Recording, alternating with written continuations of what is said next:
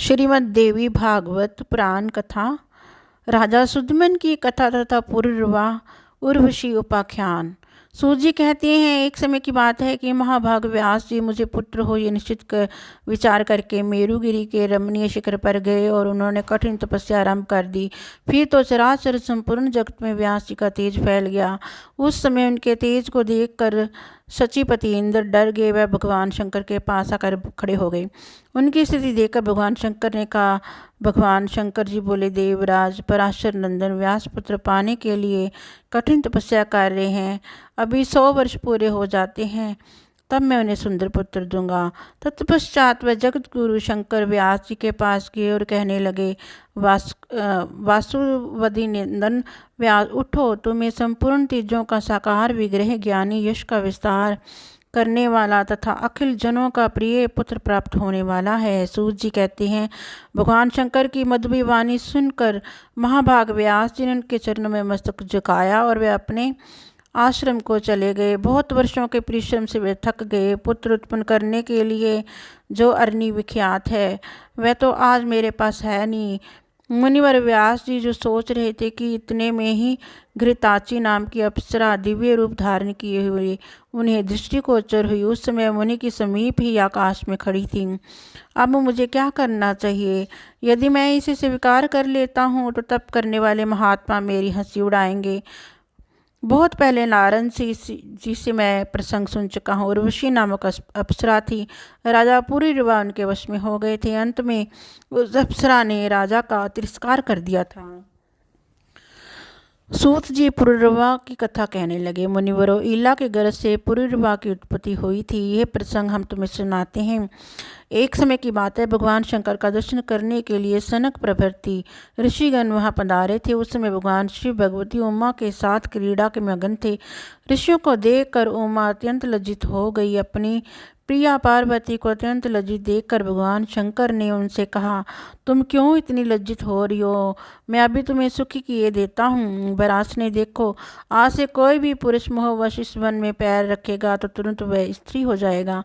महाराज सुदमन इस बात से अनभिज्ञ थे, अतएव मंत्रियों सहित वहां चल गए। इसलिए उनके साथ ही उन्हें शाप के अनुसार स्त्रीत्व स्वीकार करना पड़ा। लज्जा के कारण उस समय उनका नाम ईला पड़ गया। वे चारों ओर घूम रहे थे।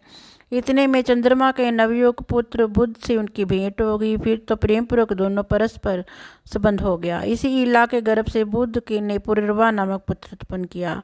उस सुंदर स्त्री ईला ने वन में रहकर पुत्र तो उत्पन्न कर दिया, किंतु उनके मन में चिंता की लहरें उठती ही रही। वही उसने अपने कुल के आचार्य मुनिवर वशिष्ठ जी को याद किया। वशिष्ठ जी बड़े दयालु थे। उन्होंने सुदमन की दशा देखकर जगत के कल्याण करने वाले देवादिदेव भगवान शंकर की स्तुति की। भगवान शिव मुनिवर पर प्रसन्न हो गए। वशिष्ठ जी ने अपने प्रिया पात्र राजा के पुण्य पुरुष होने की प्रार्थना की। तब भगवान शंकर ने कहा, राजा 1 मास पुरुष रहेगा और 1 मास इसे स्त्री रहना पड़ेगा। इस प्रकार वर पाकर धर्मात्मा सुदमन पुनः अपने घर चले गए। सुदमन के सुरक्षित धारने पर पूरी रुवा राज्य करने लगे। उनके रूप, गुण, वैभव, सदाचार, स्वभाव और शक्ति की बात सुनकर उर्वशी उन पर आसक्त हो गई। राजा पुरुरवा को उसने वरण किया, पर उसके राजा के सामने ये शर्त की, राजन तुम्हारे पास ये 2 मेढ़े रहते हैं, इनकी तुम्हें रक्षा करनी होगी। मैं प्रतिदिन घृत ही खाऊंगी, इसके सिवा मेरा दूसरा कुछ भी भोजन ना होगा। महाराज, मैथुन के अतिरिक्त मैं तुम्हें कभी नगर ना देख सकूंगी। राजन, यदि ये शर्त कभी भंग हुई तो तुम्हें छोड़कर मैं चली जाऊंगी। राजा ने उर्वशी की बात स्वीकार कर ली। इस प्रकार अनेक वर्ष व्यतीत हो गए। देवराज इंद्र सुरंग में थे। उन्होंने उर्वशी को वहां नहीं देखा। तब वे गंधर्वों से कहने लगे, गंधर्वों, मेरा स्थान उर्वशी के बिना उदास हो गया है। आते जिस किसी उपाय से भी उस सुंदरी अप्सरा को यहाँ अवश्य लौटा लाओ। तदंतर देवराज इंद्र ने कथानुसार विश्वास वसु प्रभृति अनेकों गंधर्व पुरुरवा के महल में गए। गंधर्वों ने मेढ़ों को चुरा लिया। वे जब उन्हें लेकर आकाश मार्ग से चले तब मेढ़े चिल्लाने लगी। ये देखकर उर्वशी विलाप करने लगी। राजा पुरुरवा नंगे ही झट चोरों के पीछे दौड़ पड़े। ठीक उसी समय राजभवन के सामने ही गंधर्वों की प्रेरणा से बिजली चमक उठी। अप्सरा ने उन्हें नंगे ही देख लिया। फिर तो सभी गंधर्व रास्ते में ही मेढ़ों को छोड़कर भाग गए। राजा ने उन मेढ़ों को पकड़ लिया और वह थके मांदे अपने भवन पर लौट आए। उस समय उन्हें उर्वशी दिखाई नहीं पड़ी। उर्वशी तो पति का नगन देखकर उसे कभी की जा चुकी थी। अब स्वयं राजा पुरुरवा रोते हुए देश देशांतरों में चक्कर काटने लगे। उन्हें कुरुक्षेत्र में उर्वशी दिखाई पड़ी।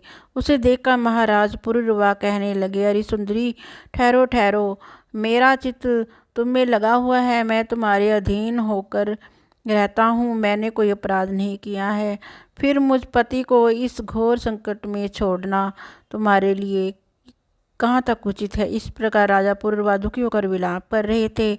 तब उनसे उर्वशी ने कही, महाराज तुम बड़े मूर्ख हो, तुम्हारी बुद्धि कहाँ कुंठित हो गई है। तुम घर जाओ, वहाँ का आनंद भोगो, मन में यो शांत करना व्यर्थ है। इस तरह समझाने पर भी महान मोह में डूबे हुए पुरुरवा को ज्ञान न हो सका। वह दुख के उमड़े सागर में गोता खाते रहे। सूची कहते हैं, इस प्रकार ये कथा मैंने कह दी। उर्वशी का प्रसंग बहुत बड़ा है, मैं तो इसे थोड़े में ही कह गया हूँ।